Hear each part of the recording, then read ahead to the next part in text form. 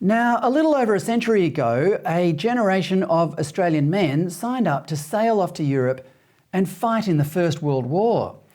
These men had little doubt about why they were fighting. As soon as war was declared in Europe, Prime Minister Joseph Cook, only the 6th Prime Minister of the young Federation, declared at a meeting in Melbourne, quote, "The Empire is at war and therefore Australia is at war," unquote. The Melbourne Argus newspaper reported from the meeting, quote, "There never was a war where the moral forces were stronger and more prompting than this," unquote. There was some ensuing debate about whether the government should enforce conscription, and 2 referendums were conducted on the matter. But by the end of the war, more than 400,000 men had voluntarily enlisted and 62,000 of them died. The Argus also made this quote, "In Australia, we had no experience to guide us in these matters, but he, Cook, believed we would win through with credit," unquote.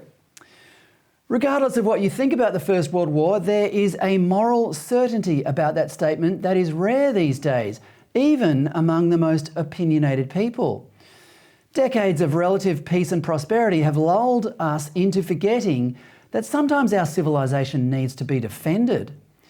That Argus quote is pertinent again because Europe is in a similar situation today. Not that we are as aware of it as the Australians of a century ago were aware of the German threat at the time. Europe is dying today.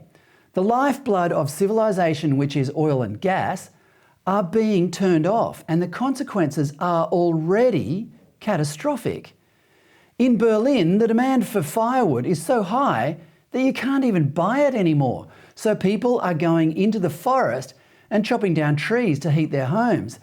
The irony of this, people chopping down trees to stay warm, will go right over the heads of the environmentalists who helped create this situation because they don't care about other people suffering as long as they enjoy the fleeting feeling of moral vanity they get from preventing resource companies digging up fossil fuels. Who cares if trees are being chopped down? At least the gas is staying in the ground.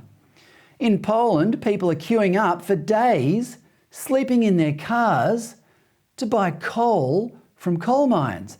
In Scotland, a front-page newspaper headline warned rural readers they faced the choice of either freezing or starving this winter because fuel and food are so expensive they won't be able to afford to buy both.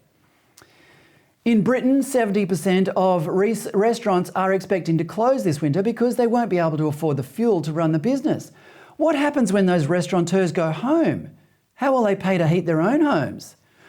Wholesale price of gas futures in Europe is now at €300 per megawatt hour for early next year, up from €30 at the start of last summer.